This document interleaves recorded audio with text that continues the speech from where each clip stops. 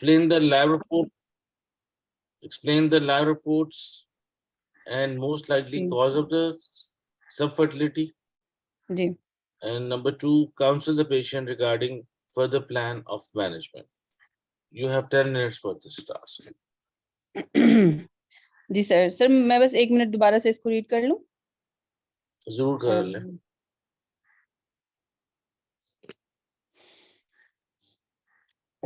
ठीक है sir start करें। जी बिस्मिल्लाह करो। जी अस्सलाम वालेकुम, मेरा नाम डॉक्टर मुनज़्ज़ा है और आज मैं आपके साथ आपका केस डिस्कस करूंगी। आपका क्या नाम है? आयशा। आयशा, आप 36 इयर्स की हैं और आप इन प्राइमरी इनफर्टिलिटी के लिए आई हैं हमारे पास ट्रीटमेंट के लिए। जी यस। अच्छा आयशा, कितना अर्सा हुआ आपकी शादी को? 8 years। अच्छा, और आयशा अभी तक आपने इनफर्टिलिटी का अभी तक क्या-क्या इलाज करवाया इन रिपोर्ट्स के अलावा? कोई लेप्रोस्कोपी वगैरह करवाई है? नहीं, नो। ठीक है। आपके जो हस्बैंड है उनको आपके साथ मतलब क्वार्टल फ्रीक्वेंसी यानी जो मिलाप है वो बिल्कुल ठीक है? मिलाप आप लोगों का? जी यस। अच्छा सॉरी, मैं बात पूछना आपसे भूल गई। आप कितना पढ़ी हुई हैं आयशा? मैंने अपना एमए किया हुआ इंग्लिश।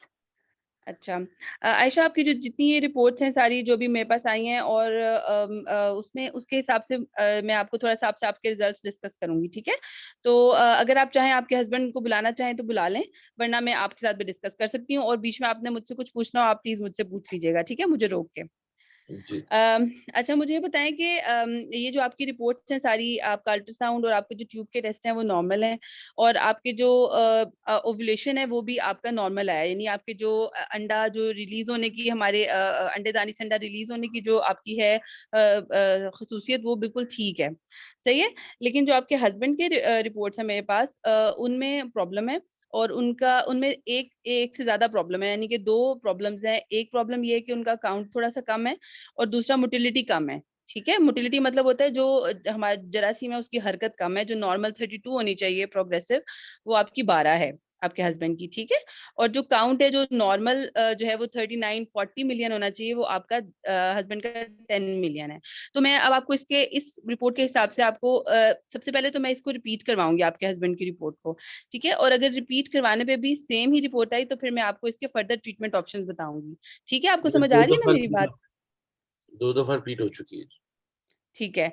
तो आयशा अब इसमें इसका जो आगे से हल है वो ये है कि हमारे पास डिफरेंट ट्रीटमेंट ऑप्शंस हैं। आप ठीक हैं, हेल्दी हैं, आपका एएमएच लेवल, ओवेरियन वो भी रिजर्व भी ठीक है। लेकिन जो हस्बैंड में जो इसके जो 2 इश्यूज हैं उनको डिस्कस करने के लिए हमारे पास फर्दर ट्रीटमेंट ऑप्शंस भी हैं। एक ट्रीटमेंट जो प्रीवियसली यूज होता था वो आईयूआई है, लेकिन वो इस काउंट पे और इन रिपोर्ट्स के साथ अब सक्सेसफुल नहीं है, उसको रिप्लेस कर दिया है आईवीएफ ने, ठीक है? और आईवीएफ विद इक्सी जो है एक बहुत अच्छी और एडवांस मोडेलिटी है जो आपके स्पेशली इस केस में बहुत आपके लिए इफेक्टिव रहेगी, ठीक है? तो मैं आपको इसके बारे में फर्दर बता सकती हूँ। अगर आप इंटरेस्टेड हैं तो इसमें जानना चाहती हैं तो मैं आपको इसके बारे में बताऊं। और इसके अलावा कुछ और ट्रीटमेंट नहीं हो सकती डॉक्टर? नहीं, जो Is हस्बैंड की जो जी this the only treatment? देखिए, जो हस्बैंड के रिपोर्ट्स है ना उनमें उसके हिसाब से तो यही ट्रीटमेंट बनती है। जो आईयूआई मैंने आपको बताया था वो हस्बैंड की जो एब्नॉर्मेलिटीज होती हैं रिपोर्ट्स उनके लिए होता है, लेकिन क्योंकि इसमें 2 हैं और ज्यादा हैं तो मतलब खराबी ज्यादा है, तो इसके लिए हमें फिर एक जदीद एडवांस तरीके पे जाना पड़ेगा, क्योंकि आपकी 36 इयर्स एज है, एज भी निकल रही है। और सॉरी, मैं आपके हस्बैंड का एज पूछना भूल गई। लेकिन ये कि हमारे पास ट्रीटमेंट ऑप्शन अभी आपके लिए ये अवेलेबल है। इससे पुराने होते थे जिसको कहते थे गिफ्ट, एक होता था जिफ्ट होते थे, ये पुराने ट्रीटमेंट्स हैं, ये भी अब नहीं होते। जो हमारे पास लेटेस्ट है वो आईवीएफ और इक्सी ही है, ठीक है? तो मैं आपको आईवीएफ के बारे में फर्दर बताती हूँ। आईवीएफ के लिए और स्पेशली इक्सी के लिए तो इवन एक हम आपका सबसे जो आपके हस्बैंड का सबसे जो अच्छा मोटाइल जरसूमा होगा उसको हम लेंगे और हम उसको डायरेक्टली एग के अंदर उसको कर देंगे, मतलब डायरेक्टली उसके अंदर इंजेक्ट कर देंगे, ठीक है? तो उसकी सक्सेस रेट अच्छी है। तो लेकिन उससे पहले हमारे कुछ प्री रिक्विजिट्स होते हैं। आईवीएफ से पहले हम आपकी प्रॉपर असेसमेंट, आपकी पूरी medical evaluation, psychological, social evaluation होगी, वो हम करेंगे। हमारे प्रॉपर ट्रेन्ड काउंसलर्स हैं, उनके साथ आपकी हम करवाएंगे सिटिंग, इसके अलावा ठीक है? कोई और ऑप्शन नहीं है डॉक्टर? इसके अलावा नहीं है। आप देखें, आप दूसरी बात ये है कि अगर आप कोई इलाज नहीं करवाना चाहते हैं तो फिर तो दूसरे ऑप्शंस हैं, एडॉप्शन है, वो तो दूसरी चीज है। लेकिन अब आप इलाज के लिए आए हैं तो इलाज में हमारे पास आईवीएफ और इक्सी ही है तो जो डू यू सबसे थिंक अडॉप्शन की, आप टॉकिंग अबाउट अडॉप्शन, तो उसके अलावा मेरे पास कोई ऑप्शन मतलब है कि मेरा बच्चा नहीं हो सकता? नहीं नहीं, आपका बच्चा जरूर हो सकता है क्योंकि आप बिल्कुल ठीक हैं, आप में प्रॉब्लम नहीं है। नहीं, अगर मैं जो बिल्कुल ठीक हूँ तो प्रेगनेंसी क्यों नहीं हो रही? क्योंकि जो आपके हस्बैंड के जो रिपोर्ट्स हैं वो ठीक नहीं है, तो उनके लिए हमने फर्दर इलाज करना है। तो हस्बैंड की देखें, जो दवाइयां हैं, कोई भी ऐसी दवाइयां इतनी एडवांस नहीं है जो कि बहुत जबरदस्त मोटिलिटी को उसके स्टैंडर्ड्स पे ले आए, जो इनकी जो हरकत हरकत का मैंने आपको बताया टेस्ट, और ना ही इसके काउंट को बहुत अच्छा उनकी तो इंप्रूव कर पिछली सकते हैं। शादी हुई है, उसमें बच्चा है उनका एक। तो ये भी तो हो सकता है कि उसके बाद कोई इशू हो गया हो, जैसे कि कोई एक्सीडेंट हो गया हो खुदा ना खास्ता, जिसमें उनको उनका नीचे तो से कोई कोई सर्जरी एक्सीडेंट नहीं करनी। हुआ डॉक्टर साहब, वो कैसी बातें कर रही हैं? यस। तो मैं आपसे आपके हस्बैंड की हिस्ट्री पूछना थोड़ी सी भूल गई। मैंने आपसे ये पूछा था कि उन्होंने कोई स्मोकिंग बहुत ज्यादा या कोई और किसी चीज का एडिक्ट वगैरह तो नहीं, किसी कोई चीज ज्यादा इस्तेमाल करते हो, ऐसी अल्कोहल वगैरह या कोई नॉट टू माय नशा और। नॉलेज। जी। Not to my knowledge. Okay. अब कोई उनको शुगर तो नहीं हुई, कोई ऐसी दवाइयां तो नहीं खाना शुरू हो गए शुगर के लिए या कोई और ऐसे प्रॉब्लम के लिए, जैसे होती हैं बीमारियां कुछ होती हैं इनके लिए, दवाइयां खाने से जो ये सलाहियत जो जरासीम है वो कम हो जाते हैं, जो बॉडी बिल्डिंग की दवाइयां होती हैं, कुछ ऐसी तो नहीं खाई उन्होंने? मुझे नहीं पता कि उन्होंने खाई। ठीक है। चलें, देखें आपकी हिस्ट्री से तो ऐसा ही एविडेंट है कि फिलहाल आप इनके आपके हस्बैंड को फर्दर इलाज की जरूरत है, और वो भी क्योंकि हमारे आपकी एज ज्यादा है तो हमने हस्बैंड का इलाज करना है इसमें, ठीक है। तो मेडिसिन कोई नहीं तो दे वो सकते?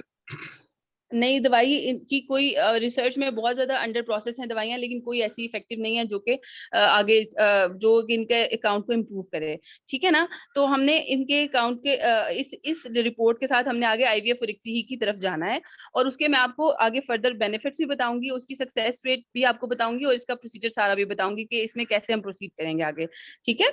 और उसके लिए आपकी आपकी अपनी इवेल्युएशन सारी मेरे पास है, रिपोर्ट्स हैं, वो हमने कर ली है, लेकिन हम फिर भी फर्दर आपकी ओवेरियन रिजर्व को फर्दर चेक करेंगे, हस्बैंड के फंक्शन, हस्बैंड को फर्दर इवेलुएट करेंगे कि अगर उनमें के अंदर कोई जैसे कि आईवीएफ से पहले हम प्री जेनेटिक डायग्नोसिस की एक ऑप्शन हम रखते हैं, या जेनेटिक टेस्टिंग के ऑप्शन रखते हैं, वो भी हम रखेंगे, क्योंकि अगर हस्बैंड के काउंट्स कम हुए हैं तो हो सकता है कि कोई और प्रॉब्लम भी अंडरलाइंग पीछे चल रहा हो, तो हम प्री जेनेटिक टेस्टिंग से उनको भी डायग्नोज कर सकते हैं, उसमें ठीक कौन है। सी ऐसी प्रॉब्लम है जो आप डायग्नोस करना चाहते हैं?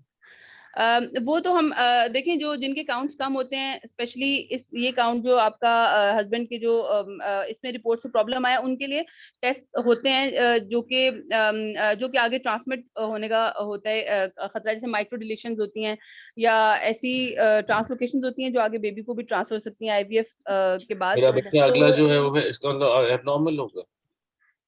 नहीं, मैं आपको सिर्फ आपको रिस्क बताना और आपकी प्रॉपर इसको इसके बारे में एजुकेट करना मेरा फर्ज है, वो मैं आपको बता रही हूँ, लेकिन इसका मतलब ये नहीं कि वो जरूर ऐसा ही होगा। उसी के लिए मैं आपको ये टेस्ट बता रही हूँ कि आईवीएफ से पहले हम आपका और आपके हस्बैंड का प्रॉपर एक पूरा इसका एग्जामिनेशन मतलब है कि हिस्ट्री। फिर हम कोई और बच्चा ना पैदा करें?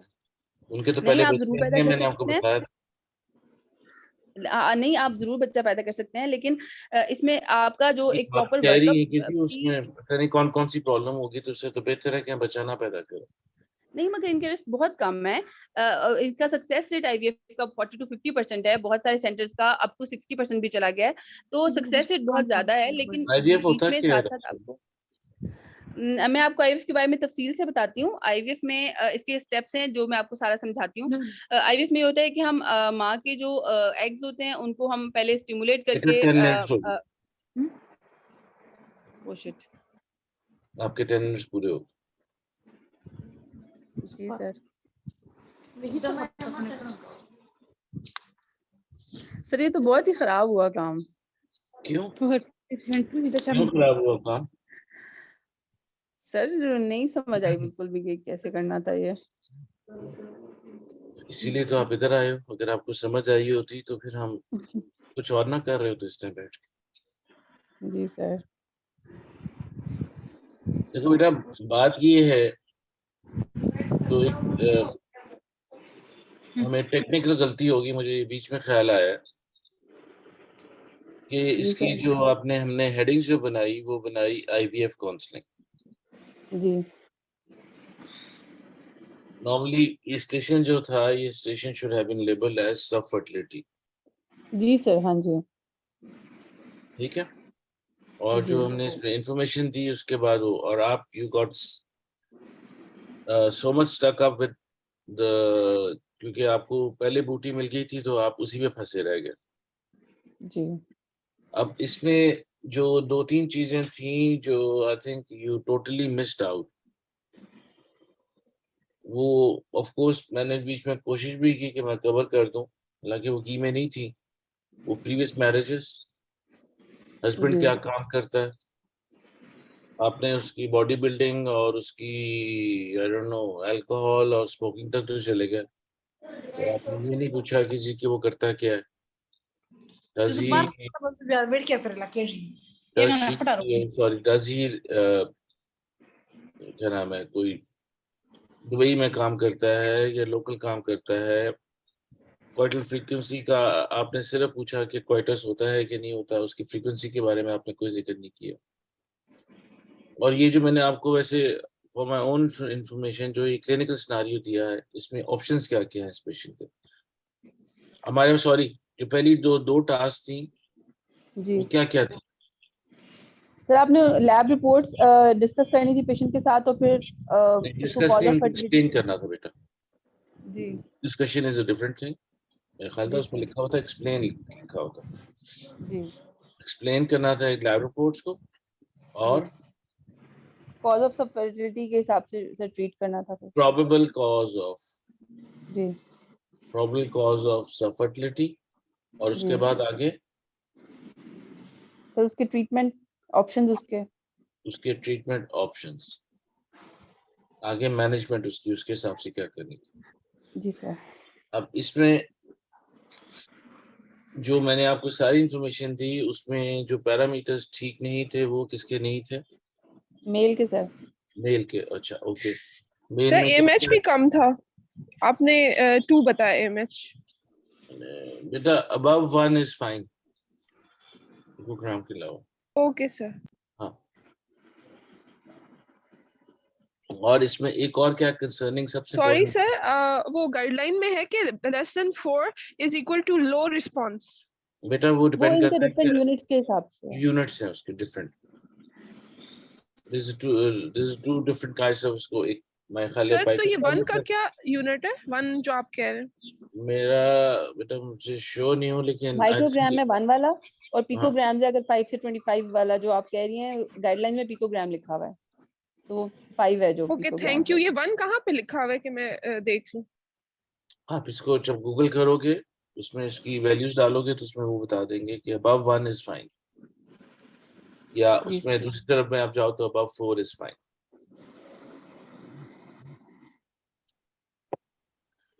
और इसमें क्या कंसर्निंग पार्ट थी एक बेटा?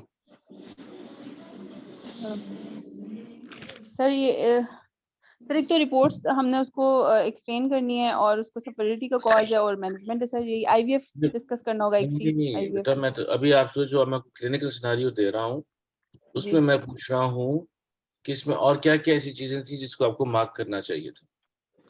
अच्छा सर, अदरवाइज तो 36 ईयर्स पेशेंट की एज है वो सर। हस्बैंड की एज मैंने नहीं पूछी। Married for 8 years। Does the 36 years of age makes any concern? Ji sir. Ji sir ji sir, yes sir. ठीक। नंबर 2, क्या आपने उसकी इकोनॉमिक हालत पूछी? नहीं सर। क्या आपने उसकी कॉस्ट के बारे में कुछ जी सोचना शुरू किया? उसकी सर। एनुअल इनकम कितनी है, मंथली इनकम कितनी है? Is that important? Yes sir, very important. Very important. और उसके बाद जब आपने उसको एक्सप्लेन कर दिया, आपने तो सिर्फ फोकस किया कि जी उसके हस्बैंड किससे बना, आपने प्रीवियस मैरिजेस का पूछा ऑफ हस्बैंड एंड वाइफ? नहीं सर। आपने पूछा उससे कि जी आपका पहले ट्रीटमेंट क्या क्या हो चुका है? सर वो तो फिर सारी इनफर्टिलिटी की हिस्ट्री मिस हो गई ना। मैं तो फिर वही, फिर हम वही। फोकस रह गए ना, फिर जब देखो वो जी चीज आपकी पहला अपना क्या है, जी पहला सर, उसका पहले टास्क क्या फोकस है? हिस्ट्री लेनी थी इन्फॉर्मेशन। जी पहले में आपने उसको सारे टेस्ट एक्सप्लेन करने हैं और उसको कॉज जी। आइडेंटिफाई करके उसको बताना है। जी सर। और मैनेजमेंट के अंदर जो उसका प्रीवियस हो चुका है, क्या इस पेशेंट का IUI हो सकता है? नहीं सर। Why not? सर ये काउंट थोड़ा ज्यादा थोड़ा है व्हाट IUI इज के द लिए। Lower limit for an IUI? Sir 15 million हम करते हैं ना। ये आपको 10 किसने ये आपको किसने कहा? जो सर रिसेंट 10 आई है, जो रिसेंट जी अभी सर। इसकी आई हुई है, उसमें IUI की मिनिमम रिक्वायरमेंट कितनी है? सर गाइडलाइन में तो नहीं लिखा हुआ, लेकिन ये है कि हम ऑफर तो करेंगे अगर वो IVF विद ICSI को डिक्लाइन करे। नहीं बेटा, पहले तो हो सकता है कि मैं हिस्ट्री के अंदर आप पूछो तो मैं से कहूँ कि जी आपकी मेरी 2 दफा 4 दफा ओवुलेशन इंडक्शन या मल्टीपल टाइम ओवुलेशन इंडक्शन हो चुकी है और 4 दफा या 3 दफा मैं IUI करा चुका हूँ। जी ये आपकी हिस्ट्री के अंदर मैनेजमेंट में आएगी ना।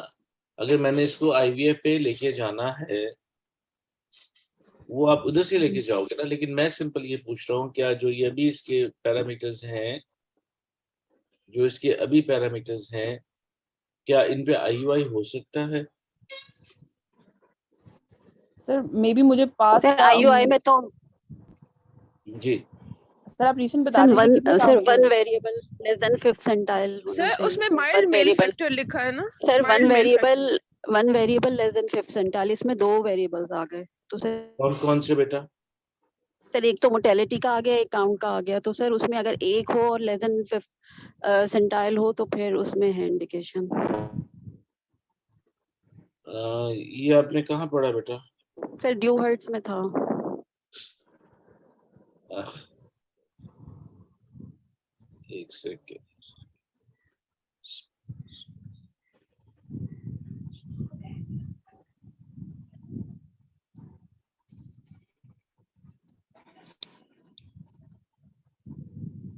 So what does that mean? Sir, one variable less than 5th centile, sir, less than 5th centile, it will be decided by the laboratory technician, not us. Sir, Not we will see that. नहीं, Sir, they will tell us. नहीं, that's absolutely right, लेकिन laboratory technician will not tell you कि इसका IUI होना है कि IVF होना है। वो तो Sir, आपको वो क्या तो नहीं करते हैं? बताएंगे, वो लेकिन आपको सर 5th क्या centile का तो 5th percentile? What does 5th percentile means? What does 5th percentile mean? हमने 3-4 चीजें देखनी होती है ना। हमने let's suppose count. What should be the minimum count for IUI? Sir मैं बताऊं सर 5 to previously 10 मुझे ये million, पता था 5 to 10 million 5 to 10 million is वो sperm count per ml। 5 million अगर sperm count per ml होगा तो that is normal. No sir 5 to 10 वो मिलियन की रेंज तक हम दे सकते हैं IUI। अच्छा, हम सर IUI 10 मिलियन तक 10 million. No, the lower limit for the count is 5 million. वो ठीक कह रही। हम ऑफर जरूर कर सकते हैं, उसमें सक्सेस रेट जैसा भी है, लेकिन उसमें वी कैन ऑफर। ठीक है सर। ठीक है, it has to be more than 5 million. अगर है तो आप उसे कर सकते हो, उसको आप IUI कर सकते हो। Do you understand? जी सर। ठीक, अगला क्या होता? सर IUI के बाद तो सर स्टिमुलेटेड IUI की बात करेंगे। नहीं बेटा, अभी देखो, जब सिम एनालिसिस हम देखते हैं जी सर। या डिसाइड करते हैं तो उसमें कौन कौन से पैरामीटर्स आते हैं? सर हम 5 पैरामीटर्स हैं बेसिकली। उसका वॉल्यूम हाँ, है, शाबाश। उसका जो पर इजैकुलेट वॉल्यूम कितना काउंट होना चाहिए?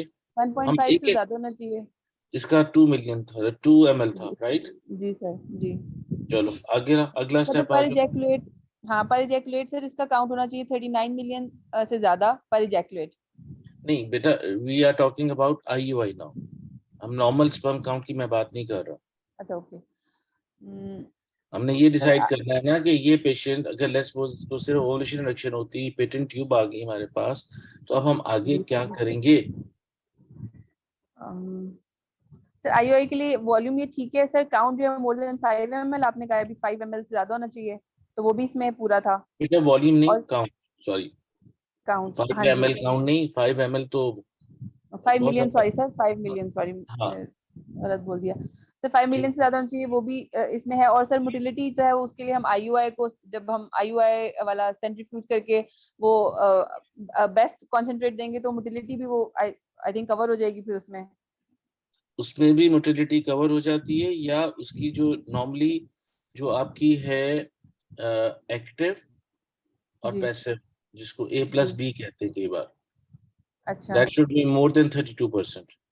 जी जी मैंने ठीक है इसमें आपको सिर्फ प्रोग्रेसिव बताई, आपने मुझसे पूछा नहीं कि जी इसमें ये कौन सी वाली टोटल है, जी सर ये ये सिर्फ पूछा एक्टिव मैंने है। ठीक है जब हम एक्सप्लेन कर रहे हैं उसकी रिपोर्ट, तो ये जी सारी इंफॉर्मेशन हमारे पास आनी चाहिए। जी सर ठीक, अगला ठीक स्टेप है उसका क्या आ गया, हमारे पास काउंट आ गया, वॉल्यूम आ गया, मोटिलिटी आ गई, जी सर। सर मॉर्फोलॉजी तो नॉर्मल थी आपने बताई और वो 4% हमने कह दिया तो नॉर्मल थी। जी नॉर्मल थी तो इज दिस अ कैंडिडेट जिसमें हम IUI कर सकते हैं? जी सर। ओके, सर अगर इसमें मोर्टेलिटी कम है, कैसे आईयूआई कर सकते हैं बेटा प्रोग्रेसिव? मैंने क्या कहा था, अभी सर ने ये इंफॉर्मेशन बताया आप कि एक्टिव और पैसिव। सर यानी मॉर्फोलॉजी का क्या criteria? morphology should be more than 4%.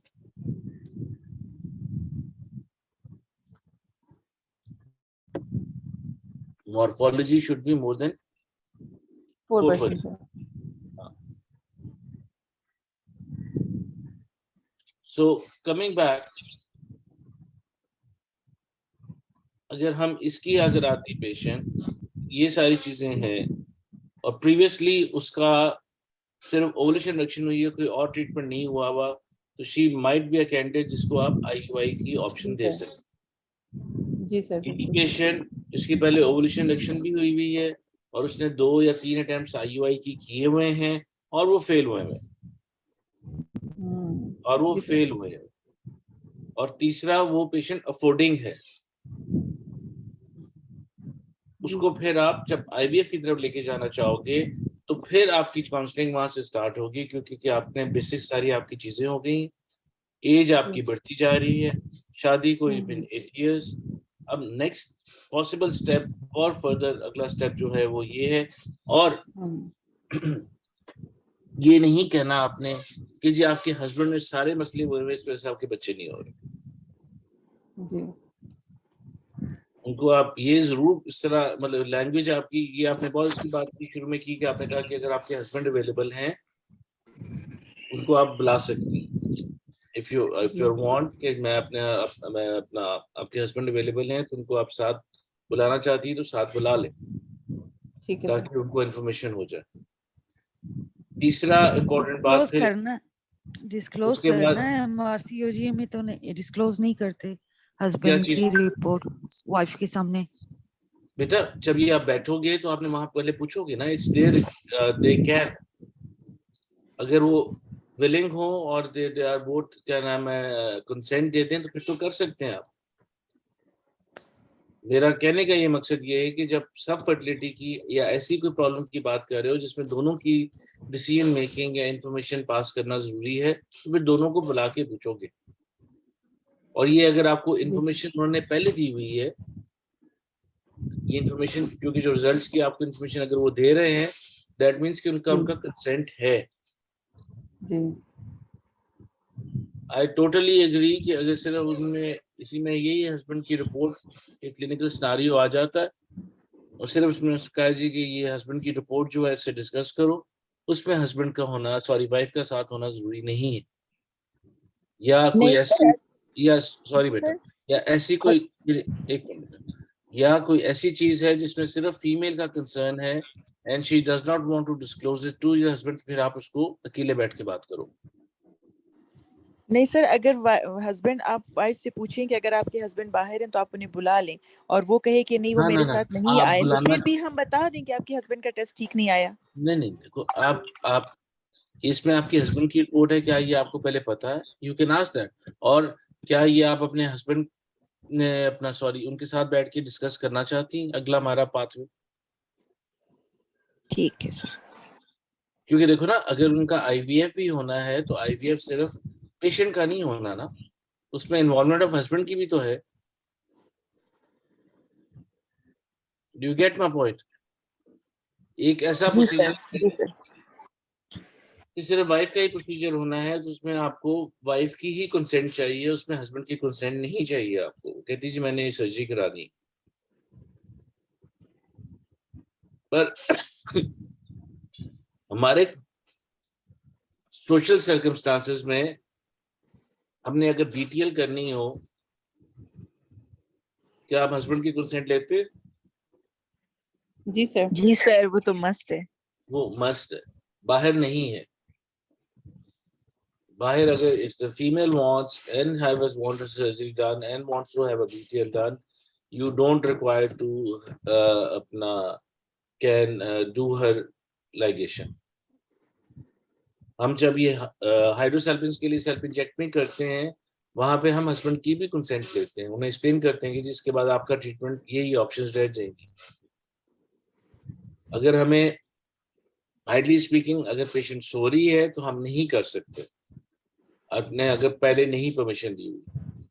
लेकिन विदाउट सोशल सर्कमस्टांसेस हम उसकी रिलेटिव से या उसके हस्बैंड से, which is not the absolutely right way, लेकिन हम इसलिए करते हैं क्योंकि बार बार उसको एनेस्थीसिया देके बार बार सर्जरी तो नहीं हो सकती।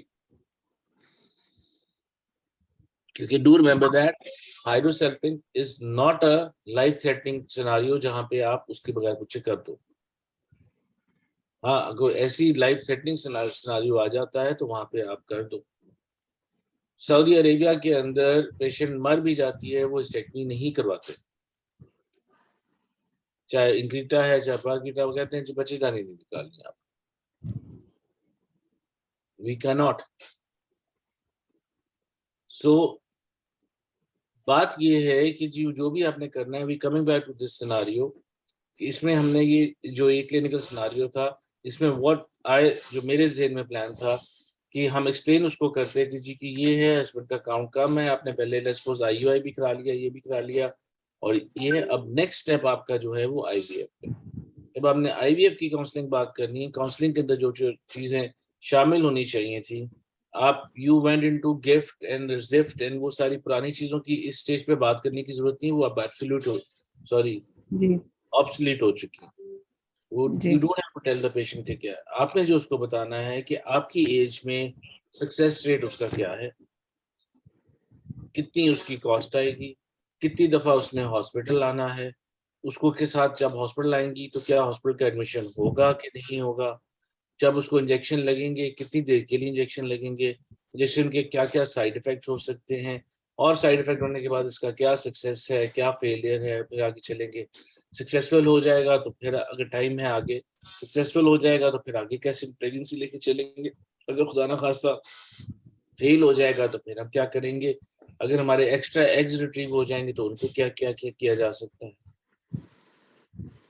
आप उसमें उसके हस्बैंड को लेके उसकी वो चले गए हो माइक्रो डिलीशन एंड आगे के हो सकता है कि जी क्या प्रॉब्लम हो सकती है कि अगर आपका बच्चा होगा तो हो सकता है उसके भी स्पर्म्स का इशू हो, एंड हो सकता है कि उसको भी आगे जाके आईवीएफ या ICSI कराने की जरूरत पड़े। ये बातें उस सिनेरियो में जरूर होंगी जिसमें इस किस्म का कोई आपको सिविल एनालिसिस दिया गया हो और उसमें डिस्कस कर रहा है कि जी आप ये डिस्कशन करें विद हस्बैंड बैठ के कि इसमें आप फर्दर टेस्ट क्या करने और आगे क्या चलें।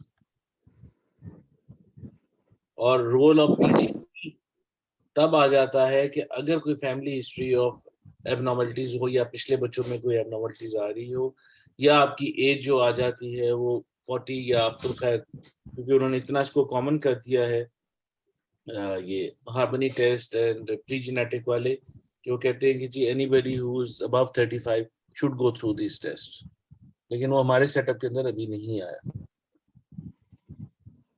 तीसरा उसको स्टेट करना बड़ा इंपॉर्टेंट है कि एज द फीमेल की एज जारी आगे जाएगी आपका success rate will further go down. वो फिर भी कह के नहीं जी मैंने तो फिर भी दोबारा IUI कराना या मुझे कोई और ऑप्शन दे, तो शी कैन हैव, अगर उसकी पहले 2 अटेम्प्ट हुई हैं तो आप कहोगे कि ठीक है जी हम आपका IUI का जो चार्ट है उसको रिव्यू करेंगे कि उसमें फॉलिकल बना था नहीं बना था, क्या रिस्पॉन्स आई थी, कौन सी दवाई दी थी, उसके अकॉर्डिंगली हम उसको दोबारा भी किया जा सकता है, कोई कॉन्ट्रा इंडिकेशन नहीं है।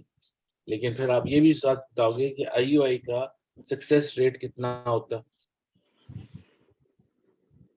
जी सर। वो कितना होता है? सर अगर अनस्टिमुलेटेड होगा तो 10 to 20% है, और अगर स्टिमुलेटेड होगा तो फिर 20 to 25%। नहीं बेटा, जो IUI का नॉर्मल सक्सेस रेट जो नॉर्मल कोड किया जाता है 5% without स्टिमुलेटेड साइकिल का is between 10 to 15%। 15 with gonadotrophin के साथ सर 25% होता है। तब वो आगे चलाता है, लेकिन gonadotropin के साथ then the cost also goes up। जी sir. then the cost also goes up, so you have to be very very careful कि भाई आपने कौन सी मेडिकेशन दे के क्या करना है। लेकिन जनरली IUI का ये आपने याद करना है, दिस इज बिटवीन 10 to 15%, और अगर आप नॉन स्टिमुलेटेड में करते हो तो वो कम हो जाता है, मे बी अराउंड 5 या 6% तक है। सर मुझे एक क्वेश्चन करना है, अगर पेशेंट के अंदर सीमेन एनालिसिस के अंदर कंसंट्रेशन कम आ रही है तो हम लोग क्या इसके बाकी और टेस्ट के लिए इवैल्यूएट नहीं करेंगे, जैसे हार्मोनल FSH बिल्कुल टेस्टोस्टेरॉन, होंगे। तो हम लोग काउंसलिंग में अपने डालेंगे कि हम लोग मजीद और टेस्ट करवाएंगे और सीमेन को दोबारा करवाएंगे, क्योंकि हमें कॉज ऑफ दी उसका भी तो जानना जरूरी है ना कि इतने कम काउंट्स क्यों आ रहे हैं उसके। नहीं, देखो ये यू नीड टू फोकस, ये वाले स्टेशन जो है फोकस्ड है। इसमें हो सकता है कि अगर आप उनसे पूछो कहें कि हाँ जी मेरे हस्बैंड के टेस्ट हुए थे, बाकी सब चीजें नॉर्मल आई।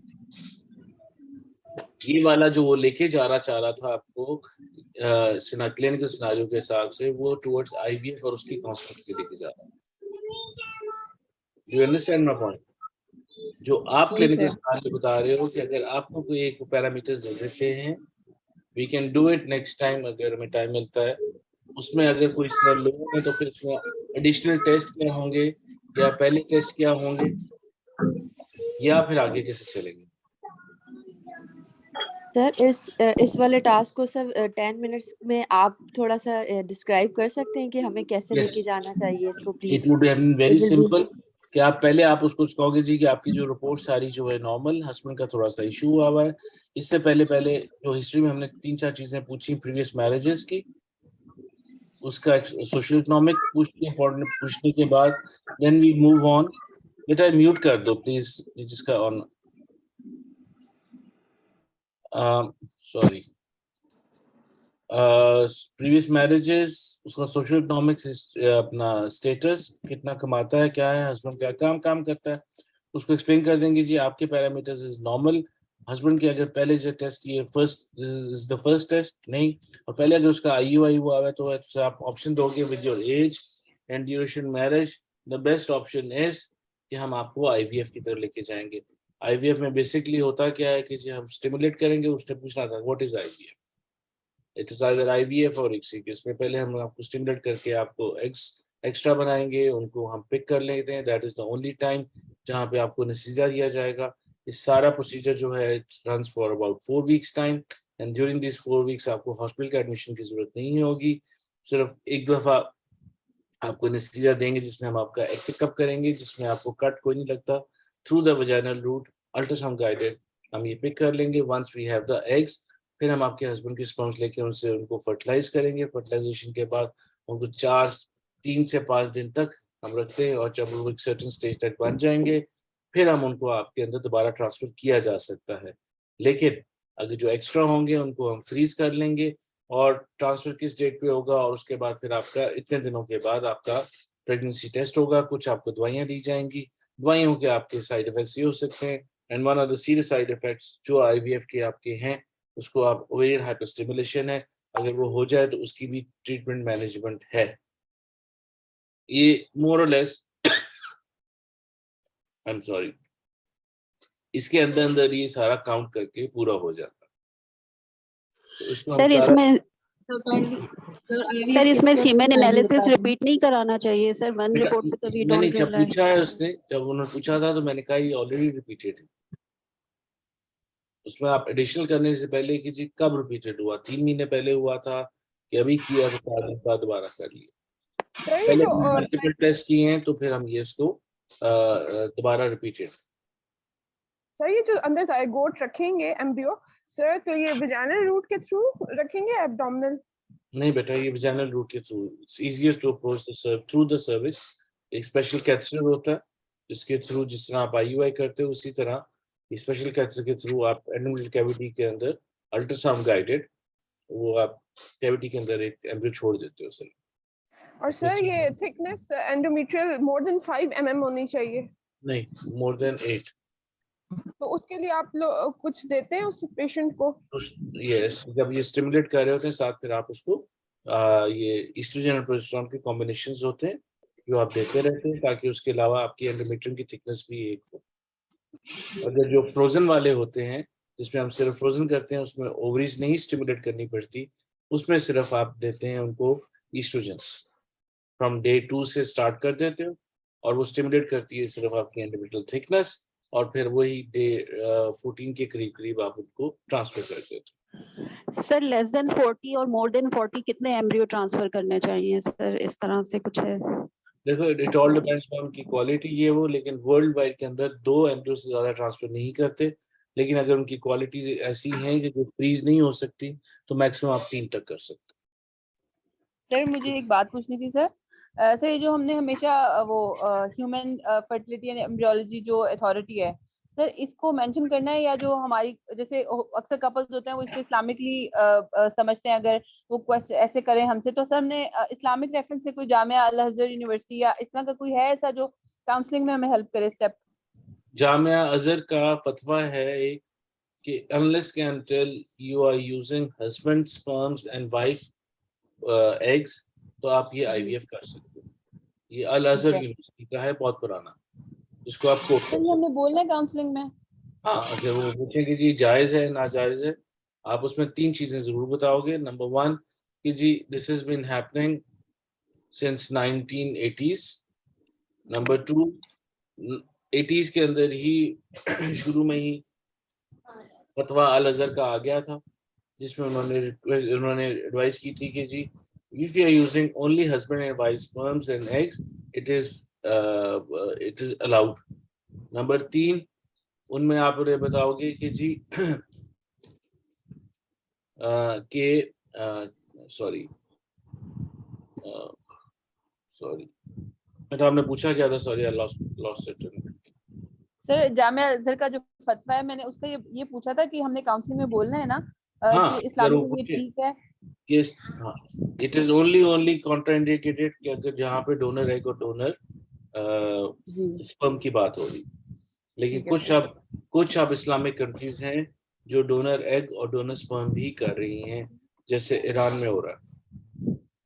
उन्होंने अपने जो मुफ्ती होते हैं उनसे उन्होंने फतवा ले लिया है कि फॉर व्हाटएवर रीजंस कि जी उन्होंने अब उसको अलाउ कर दिया है डोनर एग और डोनर स्पर्म्स को, लेकिन वो हमारे यहाँ पे नहीं होता। ठीक है सर काइंडली IVF के स्टेप्स सर बता दें। IVF थोड़ा लॉन्ग प्रोटोकॉल और शॉर्ट प्रोटोकॉल क्लियर कर दें, ये थोड़ा बहुत कंफ्यूजिंग होती है चीज। बेटा, जो लॉन्ग प्रोटोकॉल है वो डे 21 से स्टार्ट होता है ऑफ द प्रीवियस साइकिल, जिसमें लॉन्ग के अंदर पहले वो GnRH दे के आपकी ओवरीज को बिल्कुल ही शट डाउन कर देते हैं। उसका एडवांटेज ये हो जाता है कि जब बाद में आप उसको स्टिमुलेट करते हो तो वो कंट्रोल स्टिमुलेशन होती है। जब वो कंट्रोल स्टिमुलेशन होती है, इट कैन हेल्प, फिर आपका control on the ovarian reserve बहुत अच्छा होता है। लेकिन it is not done in all those cases जो थोड़े से 38 या 40 के करीब होते हैं, जिनका ओवरियन रिजर्व कम होता है। उसकी वजह ये होती है कि जी के कई बार जब ये आप ओवरीज को बिल्कुल ही शट डाउन कर लेते हो लॉन्ग प्रोटोकॉल्स के अंदर, वो स्टिमुलेट ही नहीं होती, या एक दफा वो सो जाती हैं तो फिर then they don't wake up in a simpler way. तो long protocol is usually recommended for the younger age group, younger patients में। शॉर्ट प्रोटोकॉल जो है वो स्टार्ट होता है from the day 2 of the cycle, जिसमें हमने ये IVF करना होता है। वो डे 2 से हम डायरेक्टली उसको स्टिमुलेशन करके स्टार्ट कर देते हैं, जिस तरह आप ओवुलेशन इंडक्शन देते हो, तो वो उसी दिन से फिर उसको करते हैं। उसमें डाउन रेगुलेशन नहीं होती, वो सिर्फ स्टिमुलेट करते हो और फिर वही 14th डे पे 12th डे पे उसको अल्ट्रासाउंड करके, पहले 6th डे का अल्ट्रासाउंड होता है, फिर हम उसको बुला के 8 या 10 डे पे करते हैं, डिपेंडिंग ऑन फॉलिकल्स कितने बने हैं, उसकी डोज एडजस्ट करनी है कि नहीं करनी, और फिर हम एग पिकअप करते हैं अराउंड 12 to 14 डेज के बाद, एंड देन फिर बाद में स्टिमुलेशन आगे करते हैं। So it all depends upon target. इन सब जितनी क्राइटेरिया है कि जो हमारा लीडिंग फॉलिकल जो है उसका साइज जो है वो 18 मिलीमीटर से ज्यादा हो, और 3 या 3 से 4 से ज्यादा फॉलिकल्स पर। डाउन रेगुलेशन वाला लॉन्ग प्रोटोकॉल का एडवांटेज सबसे बड़ा ये होता है, so उसका सबसे बड़ा एडवांटेज होता है कि उसमें आपको नंबर ऑफ एग्स बहुत ज्यादा मिल जाते हैं, क्योंकि आप बाहर से स्टिमुलेट कर रहे होते हैं। उसका नुकसान ये होता है उसमें percentage of going into ovarian hyperstimulation थोड़ी सी ज्यादा होती है। This is more like the kind of a simpler thing आप करोगे, जिसमें हमने पीजीटी या प्री जेनेटिक डायग्नोसिस करनी होती है। उसमें जब ये एम्ब्रियोज बन जाते हैं बाहर फर्टिलाइजेशन से, उनको ट्रांसफर नहीं करते उस साइकिल में, उनकी एक एक सेल की बायोप्सी ले लेते हैं। जब वो 8 सेल्स पे होते हैं, एक एक सेल लेके उसकी आप पीसीआर करते हो। पीसीआर करने के बाद उसमें देख लेते हो कि उसमें जेनेटिकली जो आपने अगर कोई जीन देखनी है तो वो देखी जा सकती है, या कॉमन जीन्स जो हम नॉर्मली स्क्रीन करते हैं वो 3 करते हैं, 16, 18 एंड 21। ये 3 है जो 3 अपना जेनेटिक डिजीज जो ज्यादा कॉमन है, या एक कोई ऐसी जीन जो फैमिली के अंदर ऐसी जा रही हो जो कंटिन्यूसली आगे चल रही है, तो उसको भी बाद में देखा जा सकता है। लेकिन अगर उसको देखना है तो उसके लिए भी स्पेशल प्रोब्स उस स्पेसिफिक जीन के लिए सेपरेट होते हैं। इसका एडेड एडवांटेज पीजीटी का होता है ये कि जब वो कर रहे होते हैं उसमें आपको जब रिपोर्ट आती है उसमें ये बता देते हैं कि ये XX है कि XY है। जब उससे दैट मीन्स कि वो एक आपको एडिशनल इंफॉर्मेशन ऑफ उस एम्ब्रियो का कि वो मेल है कि फीमेल है, उसमें फिर क्या है वो भी आपको एक मिल जाती है। अगर कोई बंदा साथ अपनी फैमिली बैलेंसिंग या वो कराना चाहे तो फिर वो उसके साथ भी की जा सकती है। You get my point. लेकिन उसमें फिर ये फ्रीज हो जाएंगे, ये फ्रीज होके फिर उसकी साइकिल ये 2 या 3 महीने के बाद फिर ट्रांसफर होगी, क्योंकि उसकी रिपोर्ट आते आते करते करते टेक्स अबाउट अ वीक और सो, वीक और may be 10 days, 10 working days.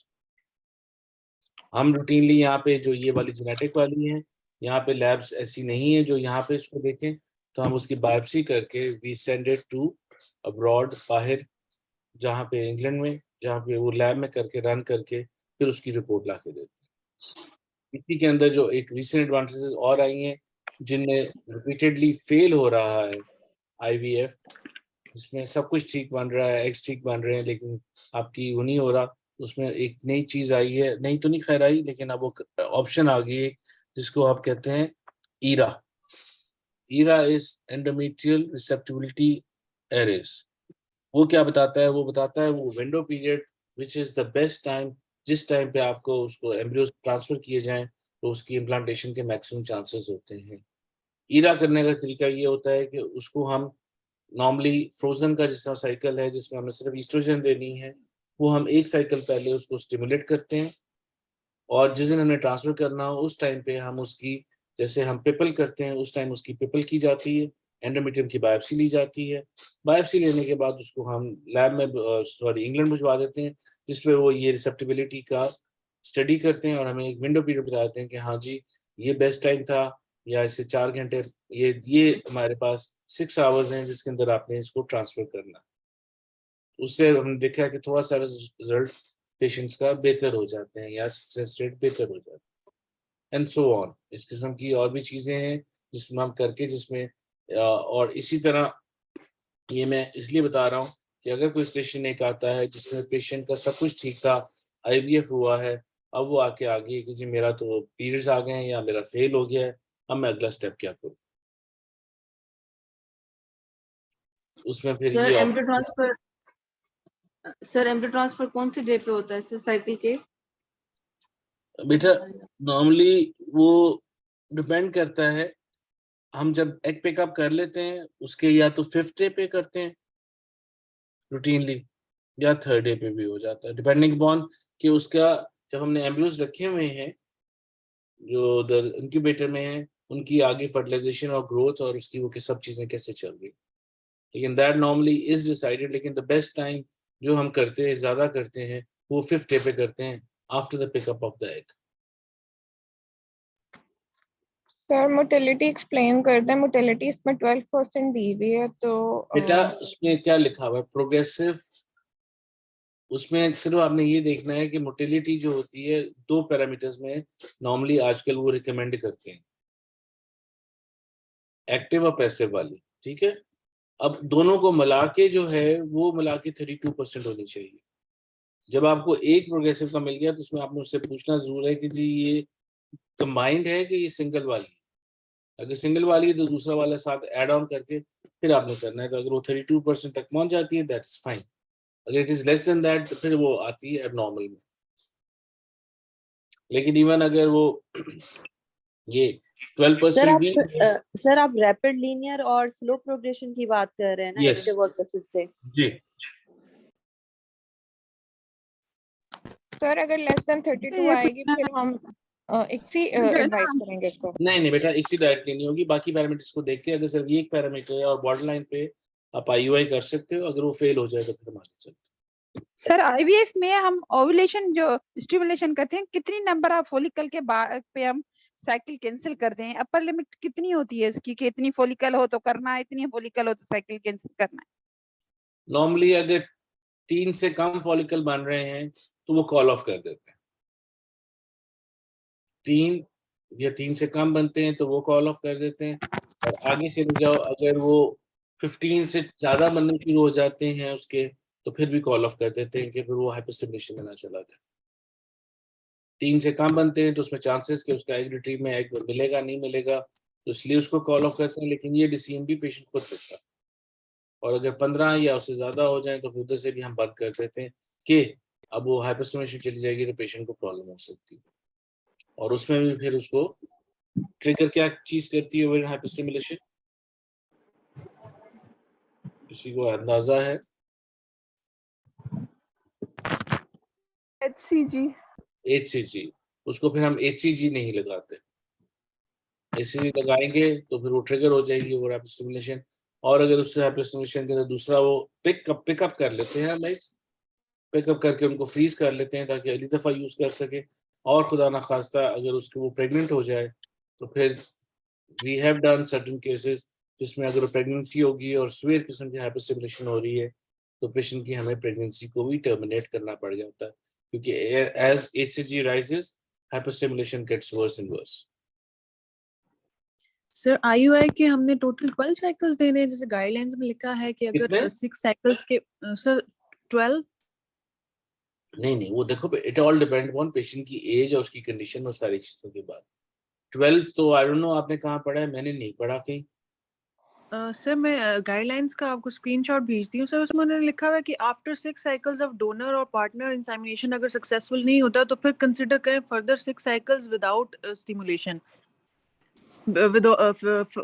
For before going for IVF. बेटा देखो ना, एक मरीज है जो तकरीबन लेट्स सपोज 36 इयर्स का है और उसके 4, 5 या 6 साइकिल्स आईयूआई के फेल हो गए, तो आई will not consider doing anything else rather than moving on to IVF अगर वो अफोर्डिंग। एक पेशेंट है जो लेट्स सपोज 20-25 साल का है और आप उसको टाइम देना चाहते हैं तो उसमें आप नॉन स्टिमुलेटेड ये कर सकते हो, लेकिन it will vary from patient to patient. लेकिन closer they get to 40 I would not be wasting my time doing IUI again and again and again, especially 6 और 12 तो बिल्कुल डेफिनेटली हम तो मैक्सिमम जो कराते हैं वो 3 से 4 कराते हैं, उसके बाद then we move on to the next level। लेकिन उसमें फिर बड़ा इम्पोर्टेंट बात ये भी है, you have to treat the patient not the disease. और उसमें अगर पेशेंट अफोर्डिंग नहीं है तो कुछ ना करने से बेहतर है कि फिर आप IUI भी कर। और वो जहाँ की बात ये कर रहे हैं वहाँ पे ये स्पॉन्सर्ड होता है बाय NHS या बाय इंश्योरेंस कंपनीज। हमारी इंश्योरेंस जो है वो सब फर्टिलिटी का ट्रीटमेंट को नहीं केटर करती। वो उस पेशेंट को कितनी आपकी कॉस्ट करनी है, क्या करना है, वो भी इम्पोर्टेंट है। सर क्लोमिफेन फेलियर में क्या फर्क है? सॉरी सर क्लोमिफेन रेजिस्टेंट और क्लोमिफेन फेलियर में क्या फर्क है? मुझे बेटा आपकी आवाज नहीं समझ आ रही, sorry. Excuse me sir, sir ये जो गाइडलाइन में लिखा है सर क्लोमिफेन रेजिस्टेंट और क्लोमिफेन फेलियर में क्या फर्क है? बेटा रेजिस्टेंस तो वो होगा कि आपने जिसमें मेडिसिन दी और उसमें उसने रिस्पॉन्स ही नहीं किया। Failure is one of those जिसमें उसने रिस्पॉन्स की लेकिन प्रेगनेंसी नहीं हुई, रिजल्ट नहीं आया। सर आईवीएफ के कितने पार्ट्स देते हैं पेशेंट को? सॉरी बेटा आपकी फिर आवाज कट रही है। मैं सर कह रही हूँ कि आईवीएफ के कितने ट्रायल्स पेशेंट को दे सकते हैं? उसकी लिमिट कोई नहीं है जब तक उसके एग्स बनते रहें और जब तक पेशेंट अफोर्ड कर सकते हैं। एक्सक्यूज मी सर, सर ये गाइडलाइन में तो मतलब इन्होंने लिखा है कि जब माइल्ड एंडोमेट्रियोसिस होगा या माइल्ड मेल फैक्टर होगा, इनफर्टिलिटी या अनएक्सप्लेन्ड इनफर्टिलिटी होगी, तो उसमें हम लोगों ने डायरेक्ट आईवीएफ करना है, तो हम इसको क्यों ना फॉलो करते हैं? बेटा आईयूआई देखो, अनएक्सप्लेन्ड इनफर्टिलिटी अगर है, आपने उसको 3 साइकिल्स, मैं इसको सिंप्लीफाई कर दूं, 3 साइकिल उसको आपने ओवुलेशन इरेक्शन के दे दिए, 3-4 साइकिल आईयूआई के करा दिए, फिर आप आईवीएफ की बात करो। डायरेक्टली आईवीएफ की बात अनएक्सप्लेन्ड तभी कहोगे ना जब बाकी सारे पैरामीटर्स आपने ट्राई कर दिए, उसके बाद फिर then you move on to IVF. तो सर यहाँ पे तो माइल्ड मेल फैक्टर में भी लिखा है जिसमें एंडोमेट्रियोसिस है, माइल्ड है, क्योंकि it is a progressive disease, उसने आगे जाके जल्दी चलना है। उसमें भी अगर ट्यूब पेटेंट है, हस्बैंड की रिपोर्ट ठीक है, I will give a trial of ovulation injection, I will give a trial of IUI, then I will move on to the IVF. I will not move on to the IVF directly unless कि until patient की age है वो 38 या plus होने वाली है, फिर मैं इतना टाइम नहीं। सर गाइडलाइन में जो है 3 साइकिल्स लिखे हैं आईवीएफ के, किस चीज का हम बेटा? लोगों ने 3 सर ये आईवीएफ की बेटा आईवीएफ की, यस, लेट्स सपोज अगर आईवीएफ फेल हो जाता, उन्होंने तो 3 साइकिल्स लिख दिया क्योंकि वो एक स्पॉन्सर करते हैं, बाकी 2 पेशेंट को खुद करने पड़ते हैं। फिर वो ऐसे पेशेंट्स को भी वो ऑफर करते हैं कि जी आप डोनर है या डोनर स्पर्म्स कर दो, हम तो वो करा नहीं सकते। और अगर कोई और पैरामीटर खराब नहीं है तो शी कैन अफोर्ड और she would like to try another one, तो हम उसको आईवीएफ मना नहीं करेंगे। गाइडलाइंस जो हैं ये दीज आर नॉट बिल्कुल कि आपने 100% को फॉलो करना है। गाइडलाइंस होती हैं जो आपको बता देती है कि इसके बाद आप पेशेंट से जब बात करोगे तो आपके ऑप्शंस क्या क्या हैं। तो you have to treat your patient, not कि सिर्फ किसी गाइडलाइन ने कहा था कि 3 के बाद आपका आईयूआई नहीं करना, या हमने 3 के बाद आपका आईवीएफ नहीं करना, या हमने 4 साइकिल्स के बाद या इतने साइकिल्स के बाद आपको ओवुलेशन इंजेक्शन नहीं करना। और सर इक्सी के भी कोई साइकिल मतलब हैं कि वो भी सर सिमिलरली है? आजकल पेशेंट अफोर्ड कर सकती है? जितने आपके सारे डिपार्टमेंट्स या सॉरी आईवीएफ के सेंटर्स हैं, आईवीएफ कोई भी नहीं करता, एवरीबॉडी डज इक्सी। इक्सी जो है वो I am sorry, ICSI is now the standard, they are not doing IVF at all. About 99% जो हैं वो आपके इक्सी ही किया जाता है, क्योंकि ICSI is not terminology which is familiar with layman person, लेकिन आईवीएफ या टेस्ट ट्यूब बेबी हमारे इलाके के अंदर या हमारे एरिया के अंदर वो पेशेंट थोड़ा सा उसके लिए उसने सुना होता है उसके बारे में, इसीलिए कहते हैं आईवीएफ है, होती सबकी इक्सी है। इक्सी ओरिजिनली जो स्टार्ट की गई थी वो स्पर्म्स की जिसमें पैरामीटर्स कम थे उसमें किया था, उसमें 5 मिलियन से कम होता था। वरना the difference between ICSI and IVF is that कि इक्सी के आईवीएफ के अंदर पेट्री डिश के अंदर आप बीच में एग छोड़ देते हो और उसके इर्द स्पर्म छोड़ देते हो जो जाके खुद फर्टिलाइज करते हैं मीडिया के अंदर। इक्सी के अंदर व्हाट यू डू इज कि आप एक एग लेके उसको माइक्रोस्कोप में देखते हो, दूसरा स्पर्म्स पकड़ते हो, स्पर्म्स पे फिर उसकी जो टेल है उसको आप काट देते हो और उसका हेड लेके with a special needle directly inject करते हो इनटू द एग और फिर छोड़ देते हो, फिर बाकी फर्टिलाइजेशन आगे होगी। सर ये आईवीएफ की साइकिल जरा समराइज बेटा करेंगे? मेरा ख्याल है कि इट्स ऑलरेडी 10 होने वाले हैं। डॉक्टर शहनाज भी आगे प्लीज ये होंगे। आईवीएफ के साइकिल जरा समराइज कर दे सर, ये बहुत कंफ्यूजिंग है आईवीएफ के साइकिल। डॉक्टर शहनाज आगे होंगी, मेरा नहीं ख्याल है। आपकी तबीयत तो ठीक नहीं है? नहीं मेरी तबीयत तो चलो जो भी है, लेकिन I don't want her to be waiting, अच्छी बात नहीं। Thank you sir. Can discuss that later on. Okay thank you sir. Okay, Hafiz.